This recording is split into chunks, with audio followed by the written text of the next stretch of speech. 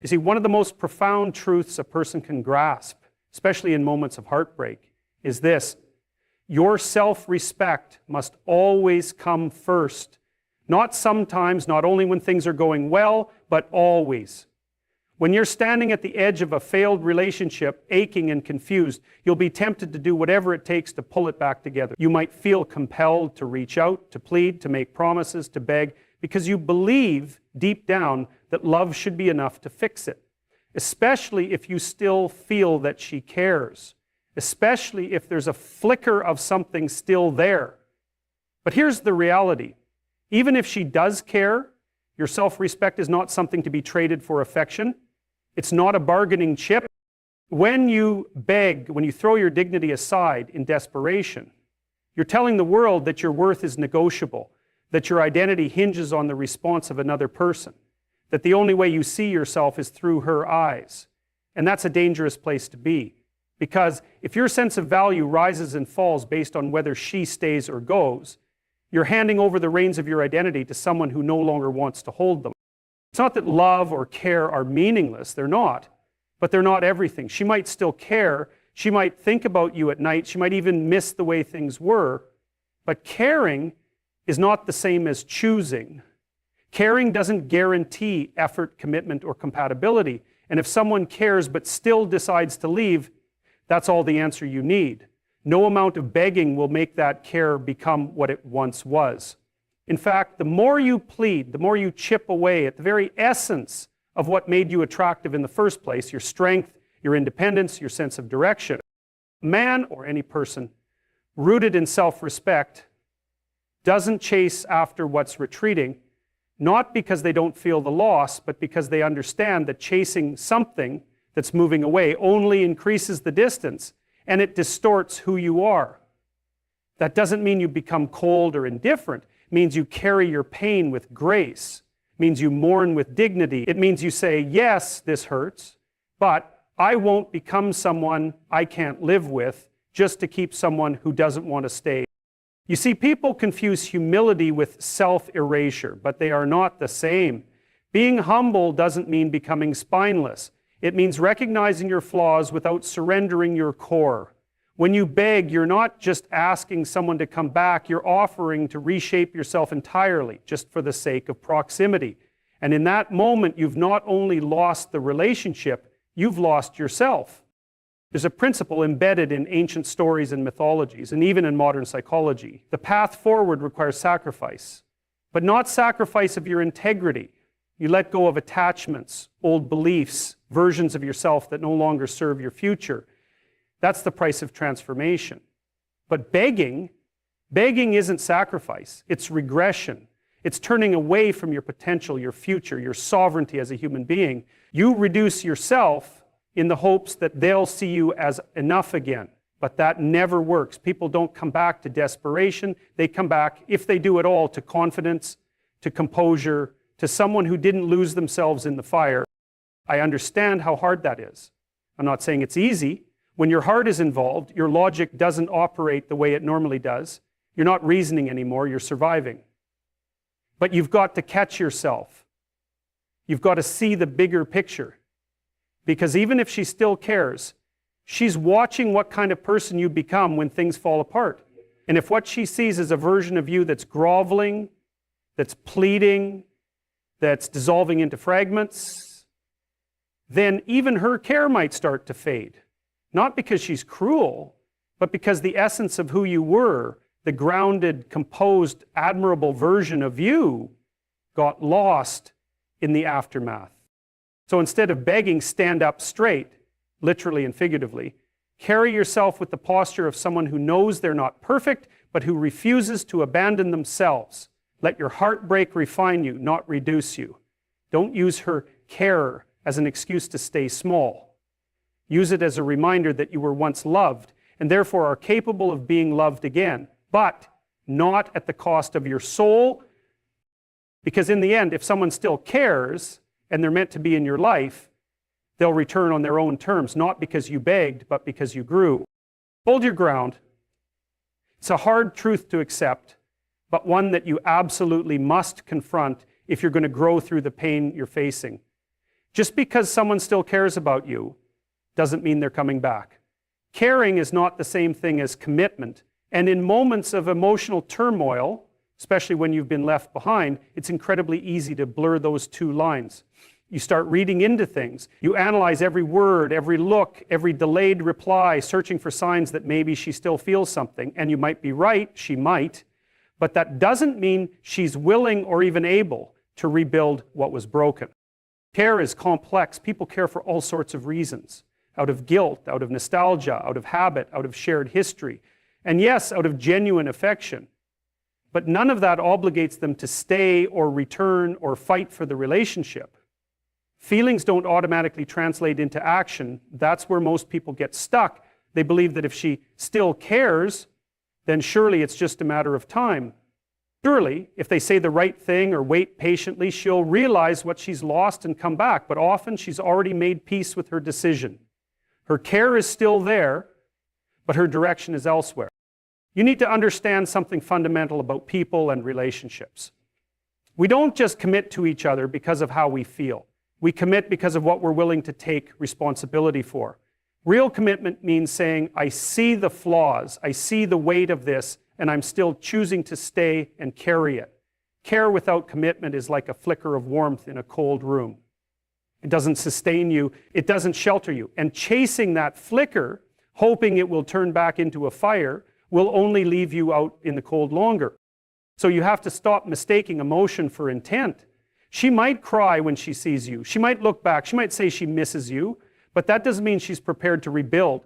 It doesn't mean she's going to undo the distance that's already been put in place. And if you keep showing up, expecting that care to reverse the course of reality, you're going to prolong your suffering. You're going to trap yourself in a loop of false hope. And you deserve better than that. You deserve clarity even when it's painful. Sometimes people walk away not because they stopped caring, but because they've accepted that care isn't enough. And if they can accept that, you must too. You have to. Otherwise, you're trying to hold on to something that's already slipped through your fingers. And every time you reach for it again, you reopen the wound. You set yourself back. Because deep down, you know she had the chance to stay, and she didn't. That doesn't make her a villain, and it doesn't make you unworthy. It just means the story changed. And here's the thing. When you internalize this truth, it changes how you see yourself. You stop taking her decision as a reflection of your inadequacy. You start to see it as an outcome of two people on different paths with different capacities. She made a choice. It might have been a hard one, and it might have hurt her too, but she made it. And that's all the information you need to move forward with dignity. But you can't do that if you keep entertaining the fantasy that her care will somehow resurrect the relationship. That's not how healthy relationships are built. They aren't built on emotional residue. They're built on shared vision, mutual effort, daily choices. And if you're the only one still showing up, still trying, still waiting, then it's not a relationship anymore. It's a memory you're refusing to release. And I get it. Letting go is terrifying because once you stop hoping, the grief really begins. The silence gets louder. The reality settles in. But here's the paradox. That grief is what sets you free. That silence is what clears the noise. And that reality, that's your starting point. That's where you rebuild, not with fantasy, not with clinging, but with truth. You have to stop searching her words for hidden meaning. Stop checking if she's watching your stories. Stop wondering if the door is still open. If it is, you'll know. You won't have to decode mixed signals or plead for clarity. People who are ready to commit don't leave you guessing. And those who still care but choose not to act, you let them go. With respect, with grace, but you let them. Because you can't build your future with someone who isn't here. You can't grow while anchoring yourself to what used to be. And you can't love yourself fully while trying to prove your worth to someone who's already walked away. So if she still cares, let her. But don't make that your reason to wait. Let it be a sign that the connection was real, but the story ended. And that's okay. Walk forward. There's something deeply destructive that happens when a person starts to beg in the aftermath of a breakup. especially a man, but really anyone. And it's not just about what it looks like on the outside, it's about what it does to your inner structure, your identity. When you beg, you fracture your own integrity. You tear apart the part of you that knows how to stand still in chaos, how to remain centered in the face of loss. Because what you're saying in that moment is, I am nothing without you. I can't hold myself together unless you come back and choose me again. And whether you say those words out loud or not, the posture says it all. What's worse is that this kind of behavior doesn't just communicate need, it communicates surrender. Not the good kind of surrender that allows you to accept what is and grow from it, but the desperate kind. The kind that turns you into a version of yourself that's smaller, softer, in the worst way, crumbling. And you might think that showing that much vulnerability is a sign of love, a demonstration of how much she means to you, but what it really does is push her further away. Because no one is drawn to neediness, not real neediness, especially not in the wake of a relationship that already broke under pressure. When you start to beg, to plead, to lose your composure, you're not only discarding your self-respect, you're stepping out of your own masculine frame, your personal structure, your sense of sovereignty. And here's the truth. She might still care, but she's watching how you handle the aftermath. She's watching who you become now that things have fallen apart. If what she sees is a man collapsing, emotionally, psychologically, she can't come back to that. Even if there's affection left, even if there's pain in her too, because people don't come back to someone who's abandoned himself. Being strength in this moment doesn't mean being cold or pretending you're fine. It means facing the hurt directly without letting it define your actions. It means saying, yes, I'm heartbroken. Yes, I'm confused, but I still know who I am. You don't beg because you respect yourself more than the circumstances. You stand firm, not because it doesn't hurt, but because you know that losing someone else isn't worth losing yourself over. And I promise you, if you let your integrity go, if you betray yourself just to get a response from her, you'll regret it more than the breakup itself. Because you'll have to live with the version of you that you became for someone else. And that's a slow, aching loss. If things fall apart, you're given a rare and terrible opportunity to rebuild or to crumble. And most people don't realize that begging is a form of crumbling. It's an attempt to escape the grief, to grasp at the past, to force a reality that no longer fits. But rebuilding, that's something else. That means holding your posture even when your hands are shaking. It means walking away not because you stopped loving her, but because you refuse to keep chasing someone who doesn't want to be caught. And don't mistake this for pride. This isn't about ego. This is about order. It's about putting yourself back in alignment with something deeper. Your values, your boundaries, your path forward. Begging throws all of that out the window. It places you on your knees before someone who already chose to leave. And once you go down that road, it's incredibly difficult to regain their respect or your own. Because deep down, you'll know what you did. You'll know you sold your center for the chance at reconciliation. You have to be stronger than your impulses. In that moment of panic, when your mind is screaming at you to text her one more time, to show up, to pour your heart out, you have to stop and ask yourself, what kind of man am I becoming right now? What kind of person? Because she may have left, but you're still here. And the future you, the one who has healed, who has grown, who has rebuilt, he's watching how you carry yourself through this storm. Don't let him down. There's something strangely dignified about silence in the face of loss. Something powerful in not responding to every urge for closure or reassurance. That silence speaks louder than any words you could send her. It says, I hurt, but I still belong to myself. And that's the version of you worth becoming. Not the one who bends, who breaks, who begs, but the one who stands, even when he's bleeding. So even if she still cares, even if she reaches out, even if you catch a glimpse of what you used to have, don't beg. Don't hand over your strength in exchange for temporary relief. Because once you start down that road, it's not her you lose, it's you. Keep your posture. There's a certain moment after loss, especially romantic loss, where you're faced with a decision far more important than it might seem on the surface. It's the moment where you either let go and grow, or you hold on and stay the same, slowly deteriorating under the weight of something that's no longer real. And when you're in pain, when the memories are fresh and raw, it's almost always easier to hold on. Not because it's good for you, but because it's familiar, the past is comfortable, even when it hurts, because it's known.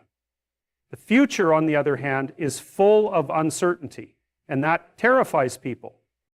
But growth doesn't happen in comfort. Growth happens in loss. It happens in the collapse. It happens when what you thought you could count on disappears and you're left staring at the rubble, wondering what to do with it. That's the moment. That's the test. And begging, clinging only delays that process. It stops the wheel from turning. You end up standing still, paralyzed by what you wish could be instead of stepping into what needs to be. If you beg, you postpone your own transformation. You avoid the pain by trying to resurrect something that already completed its purpose. You tell yourself that if you can just get her back, things will go back to normal. But what you really mean is that you want to escape the discomfort of change. And that's not strength. That's avoidance. That's denial disguised as devotion. Letting go is brutal. It's violent in its own quiet way. You don't just lose the person. You lose the version of yourself that existed with them, the routines, the conversations, the future you had mentally constructed. It all collapses. And people underestimate the emotional impact of that kind of collapse. But it's not something to run from.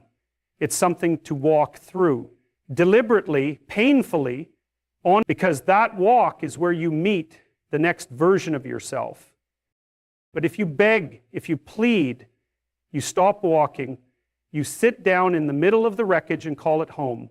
You start to build your identity around the idea that the only way forward is backward. And that lie is corrosive. It eats away at your resilience.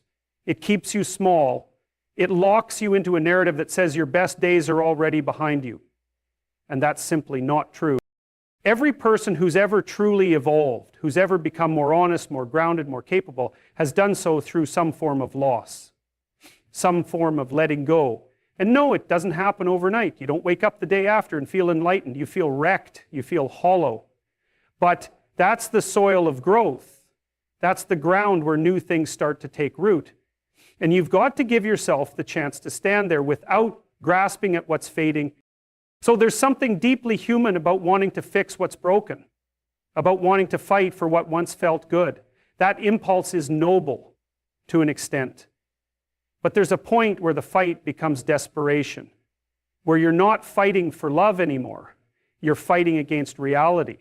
And the longer you do that, the more energy you waste. Energy that could be used to rebuild yourself. Energy that could be used to rediscover who you are without her. And that's the point. That's where you need to get to. Not because she wasn't important, not because the relationship meant nothing, but because the next chapter of your life depends on your willingness to step into it fully without dragging the past behind you like a dead weight. There's a discipline to letting go. It's not passive. It's not giving up. It's an active choice to face the pain rather than hide behind hope. It's the recognition that something once beautiful has now reached its end, and that your job is not to keep it alive artificially, but to honor what it was and then move on, not bitterly, not resentfully, but with clarity, with respect for yourself and for the time you shared. You can't become who you're meant to be while you're stuck chasing who you were with her. That version of you was tied to that season, that dynamic, that story. And if it's over, then so is that chapter. And it's not the end, it's just the end of that part. But the new part doesn't begin until you stop fighting the truth, until you stop begging, until you stop anchoring yourself to someone else's absence. You have to release her fully, not just in words, but in action, in thought, in energy. And that doesn't mean you don't care. It doesn't mean you weren't serious. It means you're choosing to evolve. It means you're choosing to become the kind of person who can stand alone, face pain, and come out the other side wiser, stronger, more whole. Because that's what this is about. Not just surviving the loss, but being changed by it in the right direction. Let go, not because she's not worth fighting for, but because you are. Walk forward without begging. One of the most crucial things you need to understand in the wake of heartbreak, especially as you're tempted to reach back out, to explain yourself, to pour your heart out just one more time, is that dignity is not just a posture. It's a protection. When you maintain your dignity even through the emotional wreckage, you're not being cold or indifferent. You're honoring yourself. You're refusing to become someone that even you won't recognize later on. And that refusal matters more than almost anything else in this process. It's tempting to believe that vulnerability alone is noble. That if you just open your chest wide enough and show her how deeply you're hurting, how much she means to you, she'll see it and change her mind. That maybe your emotional transparency will be enough to remind her of what you had. But the problem with that is this: vulnerability without boundaries becomes exposure. And exposure in the wrong context doesn't bring people closer, it makes them pull away. Because the moment you expose your whole self to someone who's already made the decision to step back, what you communicate without meaning to is that you've got nothing left, that you've placed your entire identity in their hands. And that's not attractive, it's not compelling, it doesn't invite respect. What it does often is affirm the very reasons they left in the first place. That's the brutal part of this. You think you're proving your love, but sometimes what you're really doing is proving your dependency. There is a form of strength that emerges when you hurt and still hold your frame. When you feel the sting of rejection, the ache of absence, and you still look in the mirror and say, I'm not going to collapse, I'm not going to plead, I'm not going to give someone else the power to reduce me to a shell of myself. That strength is rare, and it's hard-earned, but it's also unforgettable. It's the kind of strength that quietly commands respect, not just from others, but from yourself. You must remember that how you carry yourself in these moments is shaping your identity, even if you don't realize it yet. The person you're becoming is being forged in the fire of this pain. And the way you respond, whether you chase or whether you compose yourself, is laying the foundation for how you'll handle every future setback. Because this isn't just about her, this is about you. This is about building something inside yourself that won't break every time someone else changes their mind. So when you feel the urge to send that message, to plead for another chance, to rehash the past, pause, breathe, ask yourself, what am I trying to prove here? Am I fighting for love, or am I just afraid of being alone? There's a difference. Love is not begging.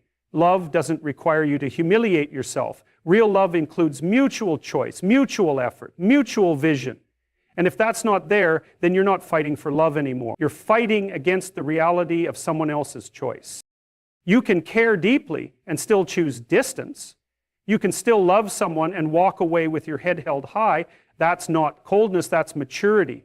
That's wisdom. That's the part of you that says, I know my value, I know my worth, and I won't trade that away just to temporarily soothe this ache. Because that ache will pass, but the shame of betraying yourself lingers much longer. The embarrassment of pleading, of giving someone your soul in exchange for attention or pity, that's something that doesn't fade quickly. And you'll look back on this time one day and you'll ask yourself, did I make myself smaller? Did I try to become more palatable just to be wanted again? Or did I stand in the truth of who I am even when it hurt? That answer matters. Because dignity isn't something you can borrow. You either live in it or you don't. There's something incredibly powerful about a person who feels everything, who goes through the full storm of emotion and still doesn't chase, who still chooses stillness, who still chooses respect, not out of spite, not to prove a point, but because they understand that some things aren't worth losing your self-respect over. Because once that's gone, once you've traded your dignity away, it's incredibly hard to recover. Not impossible, but hard. And in the end, was it really worth it? Did the begging bring her back in the way you hoped, or did it only deepen the wound? Sometimes the most powerful thing you can do is nothing, no response, no last words, just silence. Not as a tactic, not as manipulation, but as truth. Because your silence says, I won't degrade myself for closure. I won't twist myself into something I'm not just to be seen again. I'll grieve, but I'll do it standing. And when you do that, when you choose dignity over desperation, you begin to heal in a real way, not just superficially, not just enough to get by, but deeply, from the inside out. You begin to return to yourself. So when the moment comes, when the urge hits, and your chest is tight, and your thoughts are racing, remember this: dignity first, always, no matter how much it hurts. Because how you carry yourself in your lowest moments defines who you are far more than anything you ever say. Let's talk about value. Not the kind of value that other people place on you, but the kind you place on yourself.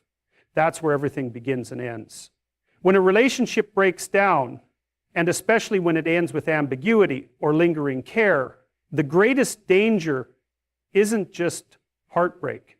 It's that you begin to question your worth. You start to wonder if you were enough. You start to believe that maybe if you had done something differently, been someone slightly better, maybe then she would have stayed. And those thoughts, left unchecked, don't just hurt, they erode you from the inside out.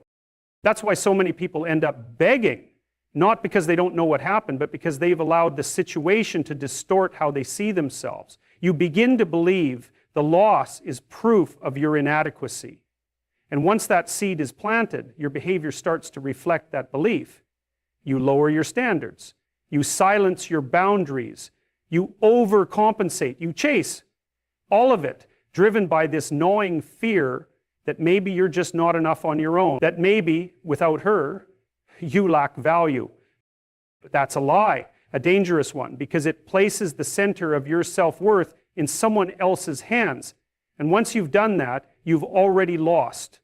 Not just the relationship, but something far more critical. You've lost yourself. And that's the one person you absolutely cannot afford to abandon. Your value isn't up for negotiation. It isn't decided by whether someone stays or leaves. It isn't based on how she feels today or tomorrow. It's inherent. It's foundational. And no relationship, no matter how intense or meaningful, has the right to define it for you. Because if you give away that power, you're at the mercy of everyone you meet. You're always waiting for someone to validate you, to confirm that you're worthy, lovable enough. That's no way to live. That's a cage. And look, we all want to be seen, to be chosen, to be loved deeply. But that desire becomes destructive when it overrides your own self-respect, when it makes you forget who you are. You don't beg because you know your value. You don't plead for affection because you understand what you bring to the table. And if someone decides they don't want to sit at that table anymore, you let them go, not because it doesn't hurt, but because you've got the courage to keep showing up for yourself, even when no one else does. And this is where discipline comes in, the discipline of self-respect. It's not loud or flashy. It doesn't always look heroic.